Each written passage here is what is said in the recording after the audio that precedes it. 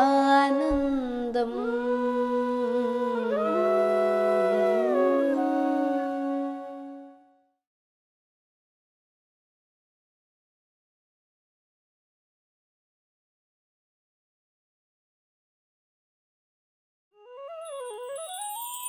सोच विचार और मनोभावनाएं कायम रहने के लिए इसके पीछे की एक सबसे इंपॉर्टेंट कड़ी है, उसे हम कहते हैं अहम, ईगो।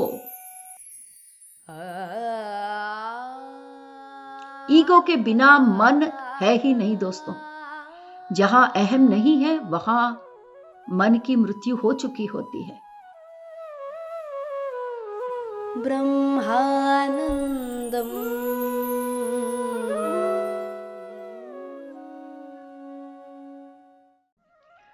नमस्कार दोस्तों, ब्रह्मानंदम शो में आपका हार्दिक स्वागत है। दोस्तों, सरस्वती माँ हमें अद्भुत विवेक इस किताब के जरिए बांट रही हैं। माँ के एनर्जी के साथ हम सब अपनी एनर्जी जोड़ने का प्रयास करते हैं। सो दोस्तों, एक बार आंख बंद करके माँ की ऊर्जा के साथ अपनी ऊर्जा मिलाने का प्रयत्न कीजिए।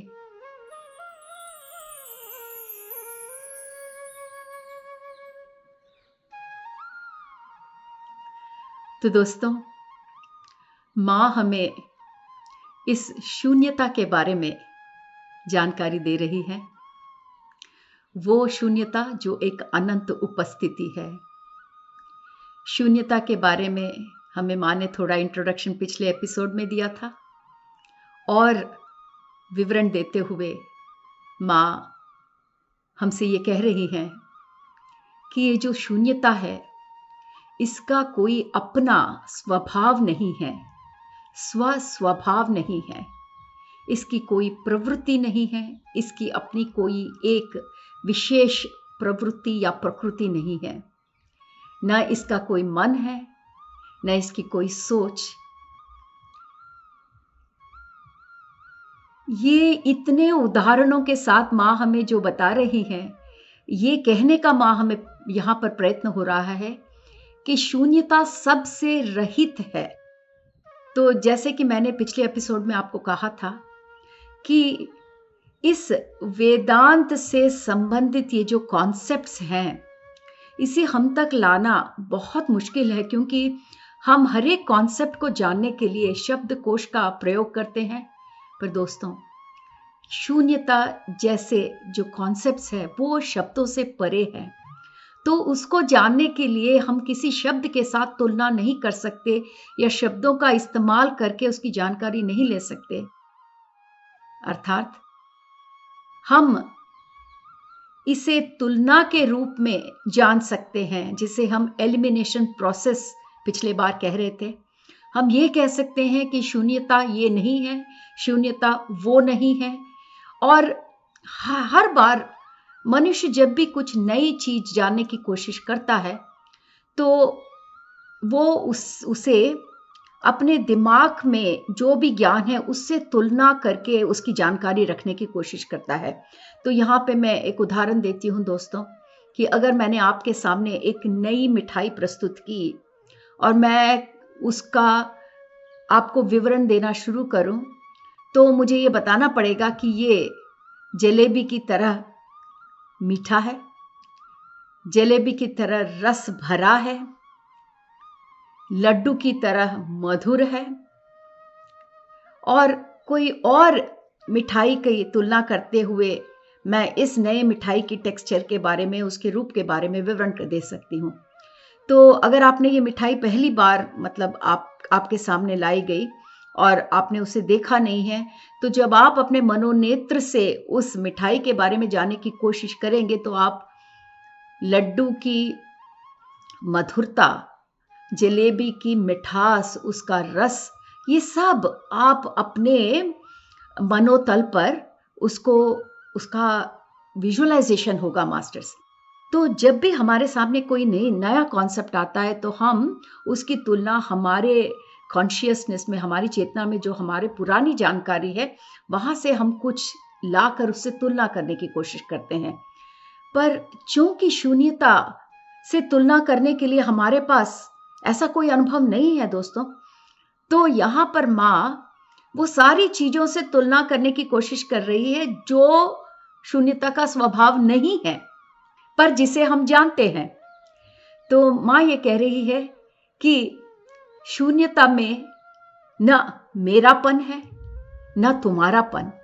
तो ये मेरापन तुम्हारापन क्या है दोस्तों?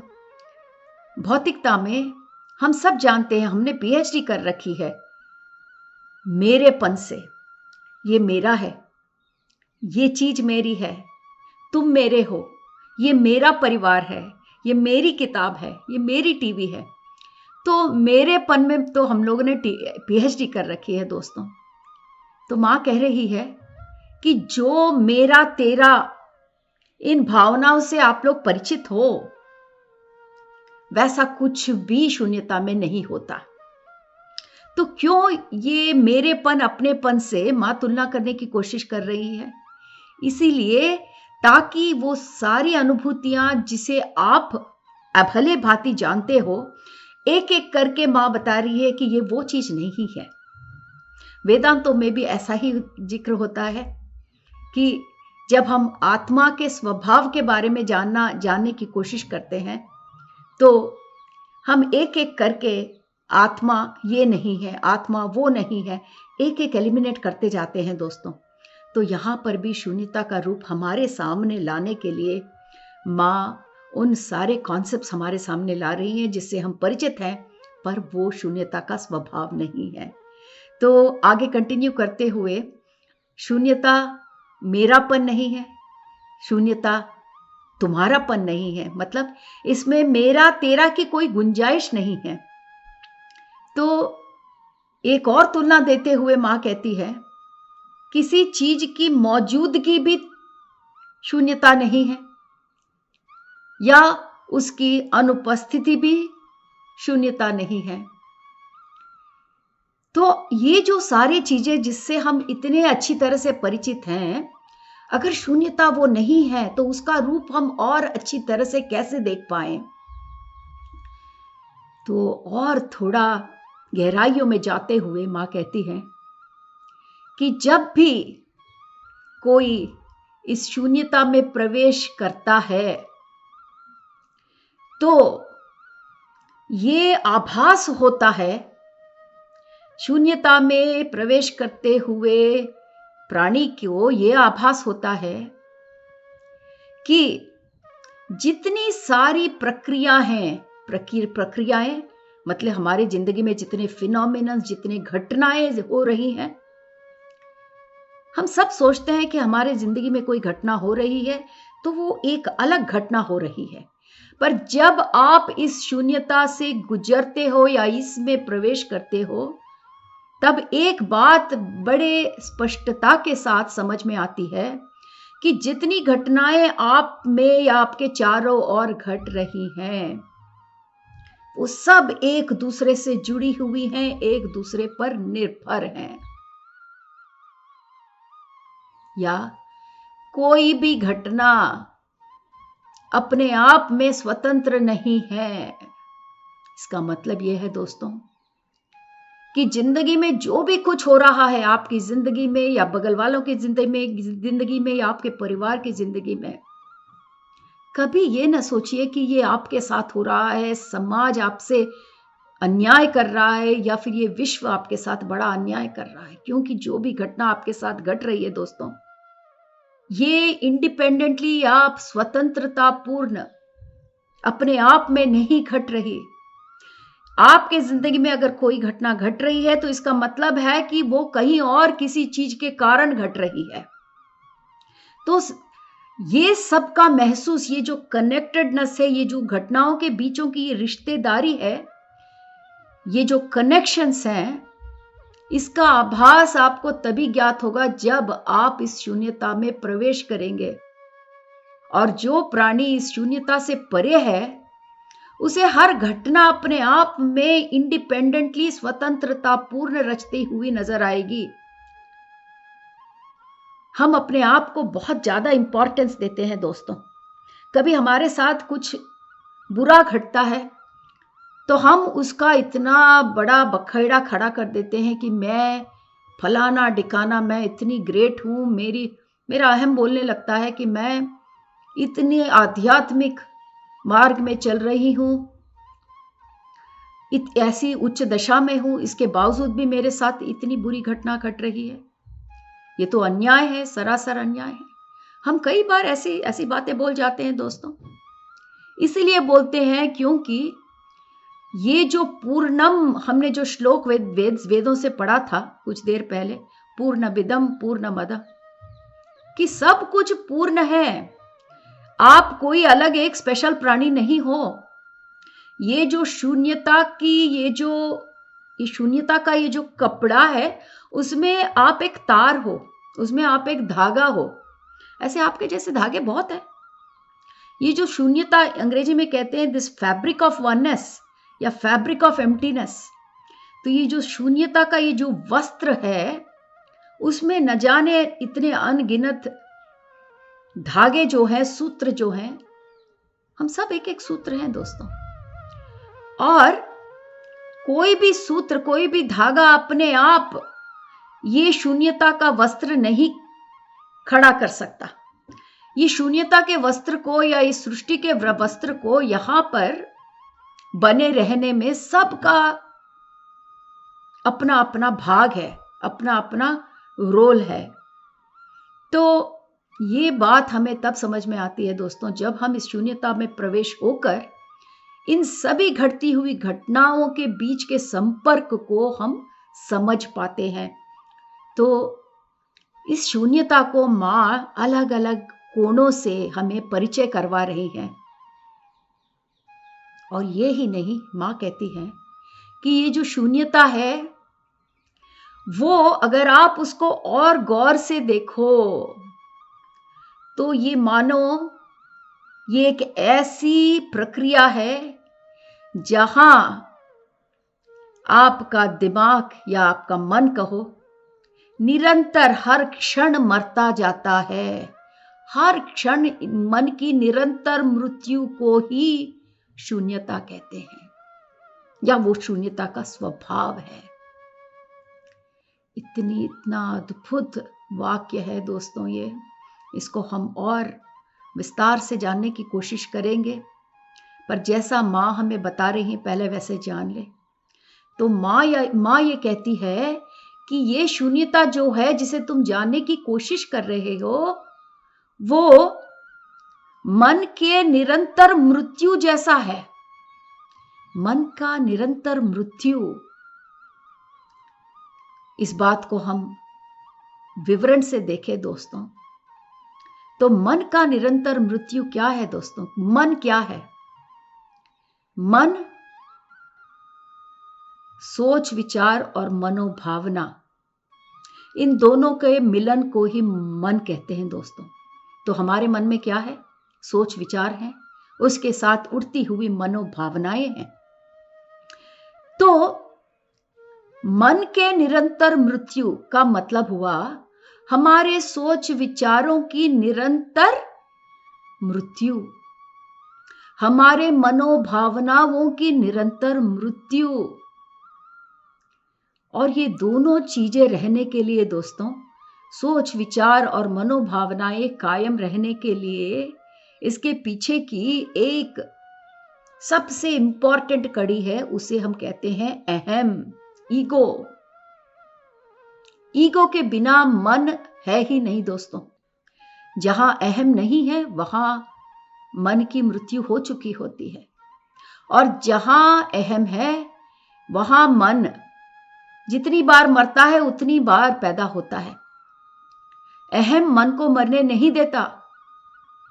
तो हम इसकी मृत्यु कितने बार भी हो जाए, फिर अहम उसको जगाकर नए सोच विचार मनोभावनाओं के साथ कायम रखता है। तो निरंतर मन की मृत्यु का यह मतलब है दोस्तों, हर एक बार जब हम इस मन से परे आते हैं, बियॉन्ड योर माइंड, मन से बाहर आते हैं, या मतलब इस सोच विचार मनोभावनाओं के इस कैद से जब हम अपने आप को मुक्त करते हैं, तब तब हम शून्यता की झलक देखते हैं। पर जैसा कि मैंने कहा, जब जब आप मन से बाहर आते हो, फिर अगले क्षण अहम आपको वापस उसी मन में खींच लेता है। फिर जब भी आप बाहर आने की कोशिश करके शून्यता की झलक देखते हो, तो आप समझते हो कि शून्यता से संपर्क करने के लिए मन को मरना ही होगा।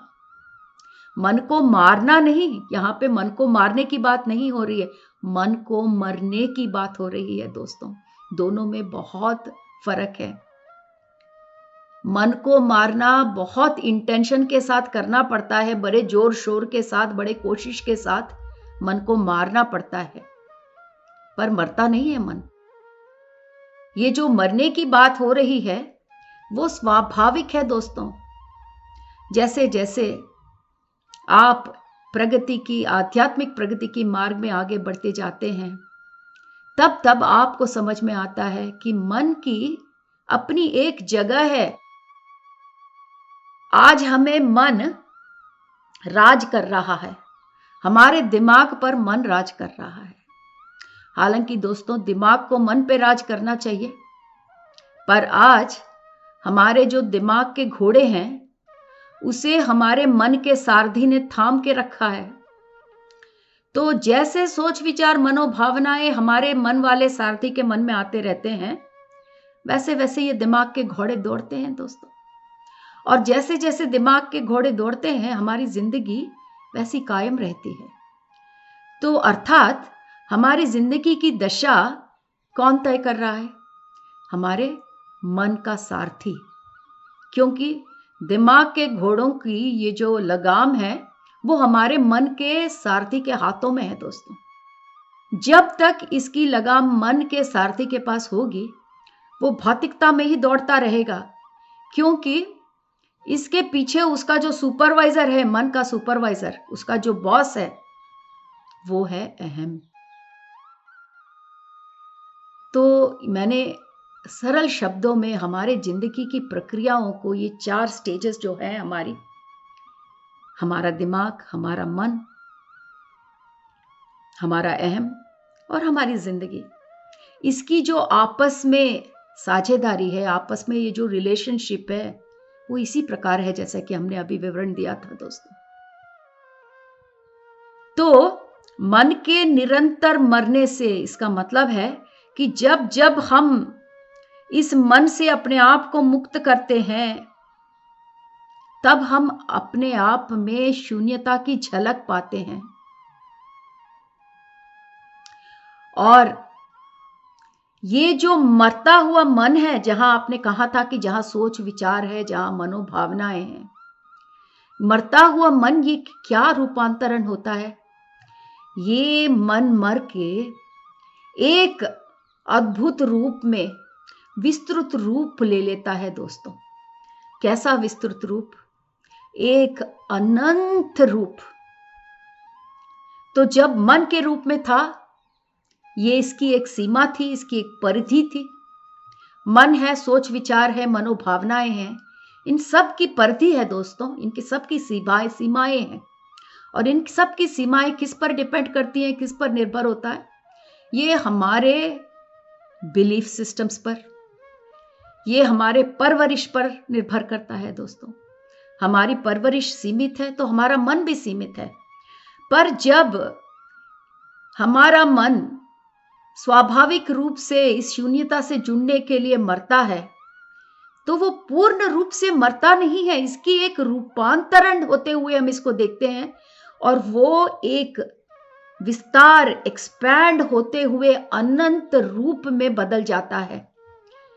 तो मन का ये अनंत रूप कैसा रूप है दोस्तों?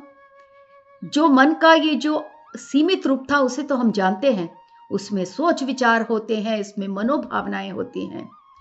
पर जिस मन में सीमाएं नहीं हो, वो एक अनंत विस्तृत रूप हो, उसके लिए मां ने 3 शब्दों का उपयोग किया है। वो मन निस्वार्थ रूप से, उस अनंत रूप में जो मन बदल जाता है, वो निस्वार्थ रूप ले लेता है। कोई भी मन निस्वार्थ रूप कब ले पाएगा दोस्तों? जिस मन को अहम ने बांध के न रखा हो वही निस्वार्थ रूप ले सकता है, क्योंकि वो अहम ही है जो मैं और मेरे की महत्वपूर्णता को भली भांति समझती है। जहां अहम नहीं है दोस्तों, वहां मैं, मेरा, तेरा, इसकी कोई जगह नहीं है। तो चूंकि हमारा ये जो अहम से बंधा मन मर जाता है और रूपांतरण होता हुआ एक विस्तृत अनंत रूप ले लेता है, जहां अहम के लिए कोई जगह नहीं है, तो वो एक निस्वार्थ रूप से सामने आता है। उसकी कोई आकार नहीं होती दोस्तों। उस निस्वार्थ विस्तृत अनंत मन में उसकी कोई आकार नहीं, वो निराकार होता है। और यही नहीं दोस्तों, कालातीत ऐसे विस्तृत अनंत रूप से प्रदर्शित हुआ मन समय की बेड़ियों में बंधा नहीं रहता। वहां पर बीता हुआ कल आज और कल आने वाला कल नहीं होता। सब कुछ इसी क्षण में हो रहा होता है दोस्तों। ऐसे रूप को कालातीत कहते हैं। तो भौतिक रूप से जो हम ड्रामा चला रहे हैं दोस्तों, इस भौतिक शरीर में रहकर हमारा एक बीता हुआ कल, उस पे आधारित हमारा वर्तमान और आने वाले कल के लिए हमारी जो योजनाएं हैं, हमारी जो संभावनाएं हैं, ये हमारी जिंदगी है दोस्तों। तो आज हम जो कुछ भी हैं हमारे बिलीफ सिस्टम पर आधारित हैं। तो बिलीफ सिस्टम क्या हुआ दोस्तों? बिलीफ सिस्टम का मूल है हमारे सोच विचार। तो हमारी बिलीफ सिस्टम इस तरह होती है दोस्तों, इसका उद्भव इस तरह होता है।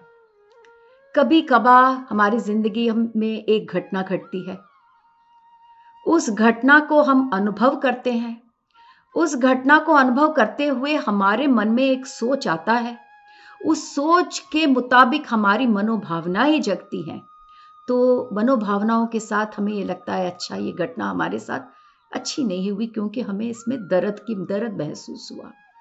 फिर कुछ समय बीत जाता है, फिर से ऐसी ही घटना हमारे साथ दोबारा घटती है, हमें फिर से अनुभव होता है। फिर सोच विचार आते हुए तुरंत मनोभावना आती है कि हमें दर्द का अनुभव दोबारा हुआ इस घटना के साथ। फिर कुछ समय बीतता है दोस्तों, ऐसी ही घटना हमारे साथ फिर घटती है। इस बार जब हम वो घटना का अनुभव कर रहे हैं, उसी वक्त सोच विचार और पहले जैसी मनोभावनाएं अपने आप बड़ी प्रबल रूप से उद्भव होती है, क्योंकि इस बार मन को ज्यादा सोचने की जरूरत नहीं है। उसके पास पीछे की रेफरेंस पॉइंट तुलना करने के लिए पिछले वाले अनुभव उपस्थित हैं। तो मन तुरंत कहता है कि ये बहुत दर्दनाक घटना है, ये मेरे लिए ठीक नहीं है। जब चौथे बार ऐसी घटना घटती है दोस्तों, तो ज्यादा अनुभव की जरूरत नहीं है, हमारा मन तुरंत कहता है ये तो बहुत दर्दनाक जिंदगी है। तो अब आपने देखा, ये हमारी बिलीफ सिस्टम बन गई। अब जब भी घटना घटती है तो हम उस घटना को ऑब्जेक्टिव रूप से देखते नहीं हैं, हम उस घटना को अपने वो जो चश्मा है, जो हमारी सोच विचार वाली, हमारे बिलीफ सिस्टम वाली चश्मे के जरिए हम देखते हैं दोस्तों। तो आज हम जो कुछ भी है वो हम अपने कल पर आधारित हैं दोस्तों। तो अगर कल ही नहीं रहा तो हमारी कोई बिलीफ सिस्टम ही नहीं रही। बिलीफ सिस्टम नहीं रही तो हमारी कोई पर्सनालिटी नहीं है दोस्तों, हमारा कोई करतार नहीं है। तो हम जो भी हैं अपने बिलीफ सिस्टम पर टिके हुए हैं। हमारा बिलीफ सिस्टम हमारे बीते हुए कल पर निर्भर करता है। तो जिस क्षण हमें हमारा बीता हुआ कल और या आने वाला कल डिसॉल्व हो जाता है या पिघल जाता है, तो हमारे सामने सिर्फ एक ही विकल्प रहता है, वो है प्रेजेंट मोमेंट, ये पल। और दोस्तों, ये झलक तभी मिलती है जब हमारा मन शून्यता के वो विस्तृत रूप से जुड़ जाता है। ऐसे विस्तृत रूप में, ऐसे अनंत रूप से जुड़ा हुआ मन सिर्फ एक ही झलक देखता है, वो है प्रेजेंट मोमेंट, अभी का पल। और सत्य यही है दोस्तों कि सारी जिंदगी, पूरा विश्व, ये सब कुछ सिर्फ इसी पल में समाया हुआ है। इसका अनुभव करने के लिए शून्यता से जुड़ना बहुत महत्वपूर्ण है दोस्तों। तो शून्यता का विवरण देते हुए माँ हमें इतने अद्भुत चीज़ों से हमारा परिचय कराती हैं दोस्तों। तो आज का एपिसोड हम यहाँ पर संपूर्ण करते हैं। अगले एपिसोड में हम माँ के मुँह से शून्यता के बारे में और भी जानकारी लेंगे। Thank you.